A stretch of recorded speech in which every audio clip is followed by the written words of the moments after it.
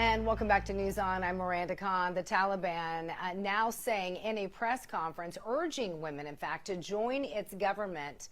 But I want to play you a video of a female Afghan reporter, literally in tears, terrified of what is going to happen to women and young girls in that country. Take a look. Thanks so much, John. As you know, I'm from Afghanistan, and I'm very upset today. Because Afghan women didn't expect that overnight all the Taliban came. They took off my flag. This is my flag. And they put their flag. Everybody is upset, especially women. And that's where I want to now welcome back political science of FAU, Dr. Robert Rebiel, also with us, retired Lieutenant General Keith Kellogg, and joining the discussion, Joe Collins, Republican candidate for California's 43rd District. Gentlemen, thank you so much. I want to go to something that the president said the other day, and then I want to get you all to react to this. President Joe Biden, probably one of the most profound things that he said yesterday during that press briefing, talking about the timeline of this war. General, you kind of brought this up, that we had a mission to accomplish, and that was to get Osama bin Laden.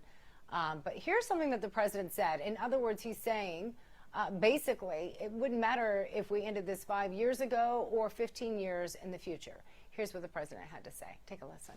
But if Afghanistan is unable to mount any real resistance to the Taliban now, there is no chance that 1 year, 1 more year, 5 more years, or 20 more years of U.S. military boots on the ground would have made any difference. General, what are your thoughts on this? You mentioned you were talking about nation building. Does the president bring up a valid point? Do you agree with that? No, I don't, Miranda, and I think it was a terrible statement to make. Look, here was the plan. I'll make it as simple as I can. When we were working with the Taliban and the Ghani government and to get a government of national reconciliation, the whole intent was to have peace in that region. Would it have been hard? Yeah. But you wouldn't have the evacuations you see, or you wouldn't see the fightings going on. And that was our whole intent behind it. That's why we got Baradar out of a jail in Pakistan, to bring him to Qatar, to lead the Taliban team on negotiations. Why we talked to Ghani. It's why President Trump personally called Baradar, the Taliban, to talk about the negotiated peace. And he told them quite clearly the consequences of them not following through in only the way President Trump could do. They all got that message. Look, this was done over 18 months ago. In 18 months, the Taliban has not killed an American service member.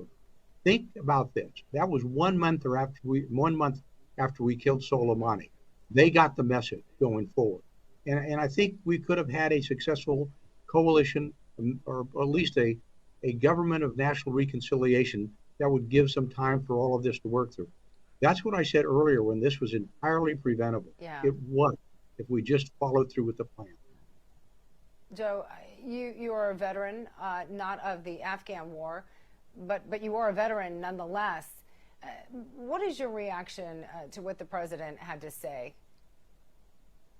Again, my reaction to what the president had to say is, extremely disrespectful. In my opinion, it's a slap in the face to the military and all the lives that were lost fighting the Taliban in the Afghan war. I think that, when it comes to strategy, when it comes to military force, when it comes to power projection, this is something that the Biden administration has no ability to do. And we see it right now. Weak leadership was the reason why the Taliban was able to resurge and take back Afghanistan. I remember distinctly, Putin had a conversation with Obama, and he said, you know what, if you want to stop the Taliban, stop bombing that country. And Obama didn't want to hear anything that he had to say. But I think right now what we're seeing is these are the youngsters, the Taliban families that have been bombed coming back. And you see history repeating itself, because I guarantee you, and I called this back in January, these Taliban that just took over Afghanistan is going to retaliate to the United States for what happened.